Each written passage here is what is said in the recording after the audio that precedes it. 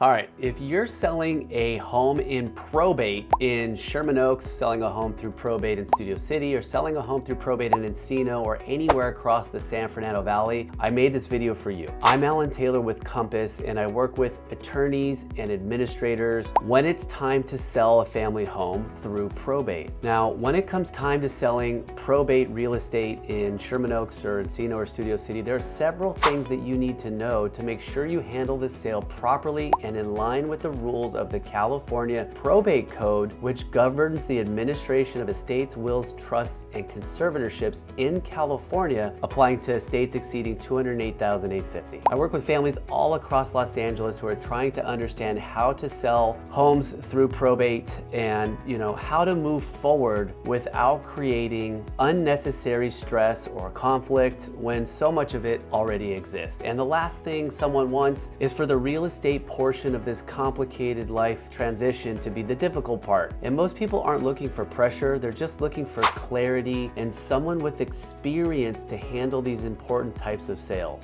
In this video, I'm going to walk you through what you need to know about selling a home through probate in Sherman Oaks, selling a home through probate in Studio City, or selling a home through probate in Encino, or anywhere in Los Angeles with calmness and clarity. And before we go forward, if you're selling a home in Sherman Oaks, Encino, Studio City, or anywhere in the Valley, please take a moment to like this video, subscribe to our YouTube channel, and feel free to leave a comment below. I've also linked my free buyer and seller guide below if you want a better understanding of the local market and what to expect when selling a home. And if you're going to become an administrator selling a home, don't hesitate to reach out. We'd be glad to be of assist. All right, now let's get started. Here we go.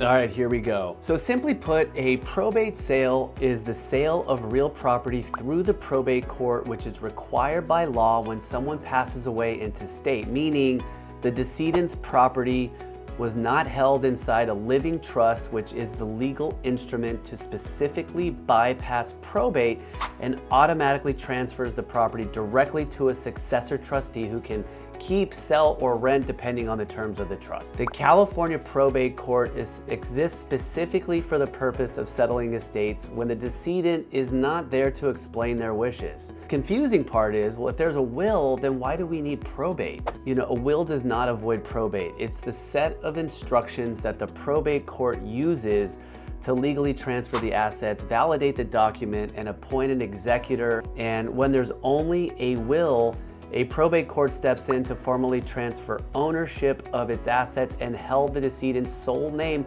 pay outstanding debts, and settle their tax liability. That is what the probate court is for.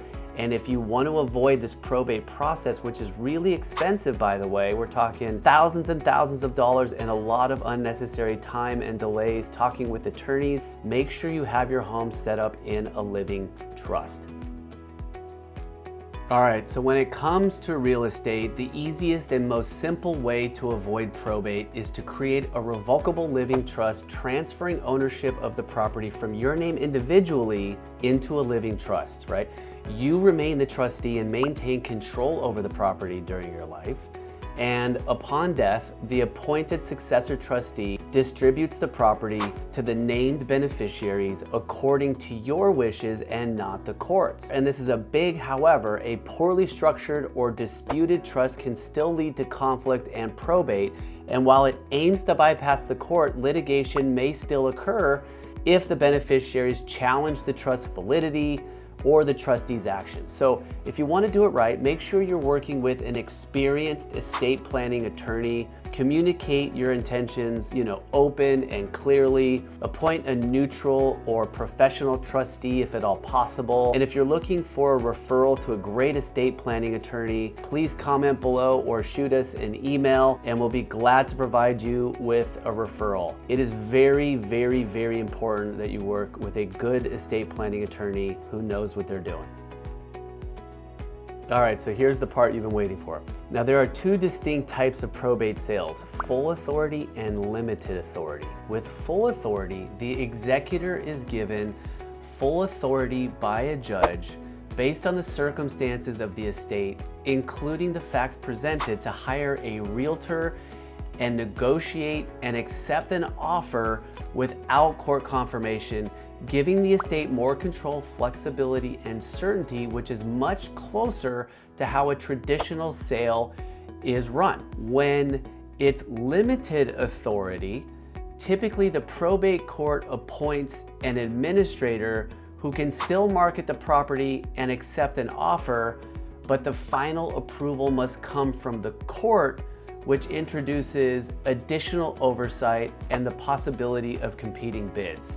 Now, from a realtor's perspective, this difference directly impacts pricing strategy, buyer confidence, and how predictable the transaction will be for the estate and their heirs. And obviously, if you can, do whatever it is to have full authority because you have more control, but a good probate attorney is going to know and will help advise you when limited authority is either A, the only way to go, or B, the safest way to go. And we'll get into more of the nuances here in just a minute. All right, so the great news is that via the Independent Administration of Estates Act, an executor or administrator can obtain full authority from the court to sell a property, which means you can bypass having to go to court and confirm the sale once you have an accepted offer.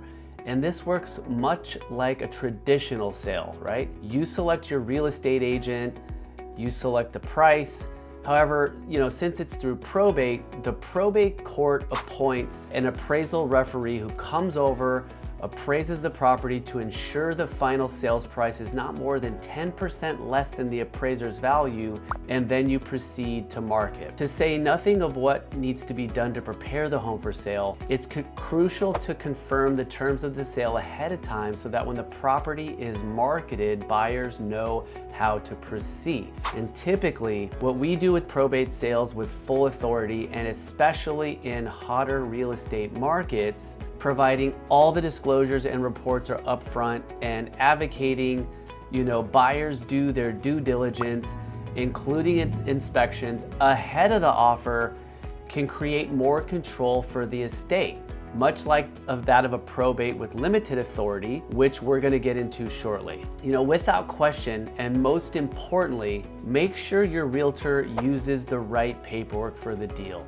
and the proper probate addendums, as even with full authority, a disclosure to the buyer is required that the sale is subject to a notice of proposed action, and that if any heir objects, court confirmation will be required. And think about it this way: if you don't disclose that to the buyer properly and an heir, does object, you might have an angry buyer on your hands. All right, limited authority sales. Limited authority sales are completely different. In a limited authority sale, court confirmation is required, which means after the selling process is completed, a buyer is selected. The probate court on Hill Street in downtown LA, it allows buyers to come and outbid the accepted offer in hand, a process that is designed to maximize the value of the real estate for the benefit of the beneficiaries and to ensure there's no funny business taking place.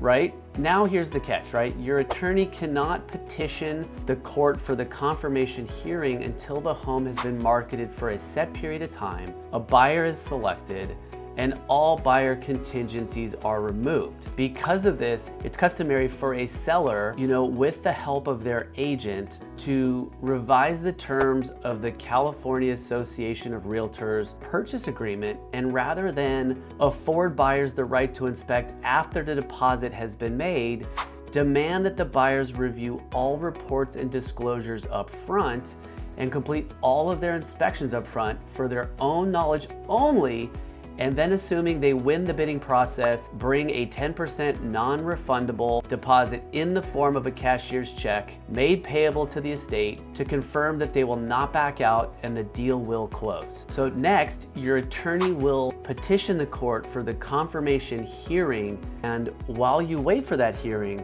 your realtor puts the listing back in the MLS as active and actively markets the home again with the overbid price so that anyone who wishes to overbid the current accepted offer, which typically requires a minimum overbid of 5% plus $500 to come to court and do exactly that. As you can see, this type of sale, it has a lot of moving parts, and it's imperative that you work with a realtor who understands these different type of sales and can walk not only you but buyers through this complicated process.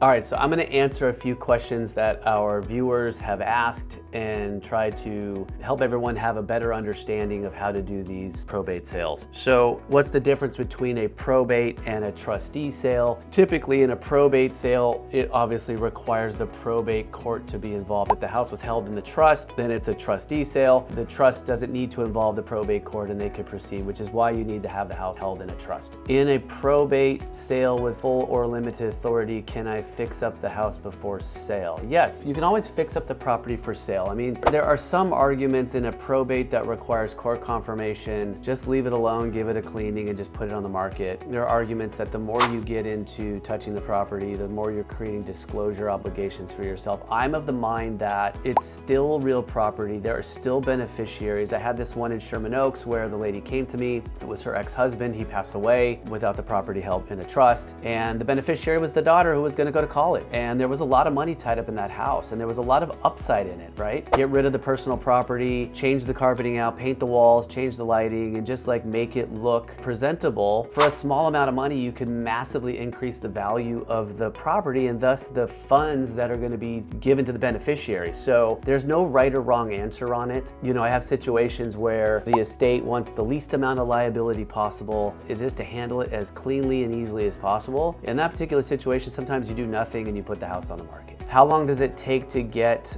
the confirmation hearing? So that depends on how busy it is. Usually, from my experience, we get the buyer under contract fairly quickly. We alert the seller, we give them a whole information sheet, and they petition the court. Usually within 30 days, maybe I'd say 2 to 3 weeks, the court date is granted, and then we've got, you know, at least 2 to 3 weeks from there where we get to put it back in the MLS and market it for sale. Okay, and then here's the next question regarding how that works. Yeah, so once we have an accepted offer, we take it off the market and we report it as pending. And so once the court confirmation date is set, our obligation as a real estate agent who's managing the sale of the property for the beneficiaries is to try to actually get people to come to court. So the way we do that is we put it back into the MLS and we market the house out again, and we'll put the minimum overbid price. So we will basically take whatever the accepted offer price is and add 5% plus 500, put that in the MLS, and in the private remarks below say, hey, this is a probate sale, the accepted offer price was this number, this is the minimum overbid in court. If you're coming to court, please notify us. Here's my email address. We'll get a copy of the disclosure package. We'll give all the rules that they need to follow so that more overbidders do come. So that's how that works. All right, so next question is, okay, how does the overbid process work in court? So the overbid process in court is fairly straightforward, although tricky. I mean, my job essentially when I'm there in court is to go up and down the hall and yell the estate of and ask if anybody's there to overbid on the subject property so that I can go up to them in the hallway, make sure they've got a full signed set of the disclosures. If they didn't let me know ahead of time, I get them all the disclosures, make sure they read through them, you know, make sure they sign them. I make sure they've got a 10% cashier's check ready to go. As long as they qualify and they've got their paperwork, once our name is called, we literally go up to the judge's stand and somebody declares that they're here for the overbid. And the original bidder has to be present, and the judge will go, and usually it's $1,000 more. I think maybe it's $5,000 more, and they keep going back and forth until it slows down. Then they say 1,000, and you got to be careful, guys, because the moment there's a pause, bam, the gavel is smacked, and that's it. it. So it's like, you gotta really know where you're willing to go, and once you're at that point, if you pause, boom, she's gonna slam the hammer and it's gonna be sold. So make sure you're working with a real estate agent that knows this overbid process well, either in being represented as a buyer or as in being represented as a seller. All right, and last question was, what happens to the deposit that's non-refundable? So if somebody gets overbid, then the deposit gets refunded. So you wouldn't have to worry, as the estate, you wouldn't get to keep both deposits. The buyers are writing a cashier's check in the amount of 10% of the purchase price made payable to the estate, and they're literally giving it to escrow. So if another overbidder wins, their deposit replaces the other one. That buyer gets their deposit back, and then the buyer brings in the total consideration into escrow to close. And last question, sorry, no, they don't all have to be cash. You can get financing. Generally, that's market driven, but generally speaking, probate sales are usually sold in cash. More on this video, guys. I gotta close. All right, I hope this video has been helpful. And if you're selling mom or dad's house, selling your cousin or relative's house through probate, what matters is understanding the process, protecting relationships, and making informed decisions at the right pace. And if you're navigating selling a home in probate in Sherman Oaks, navigating selling a home through probate in Los Angeles or anywhere in the Valley, having an experienced guide can make all the difference. And my role is to help families manage the process thoughtfully, coordinate with attorneys and advisors,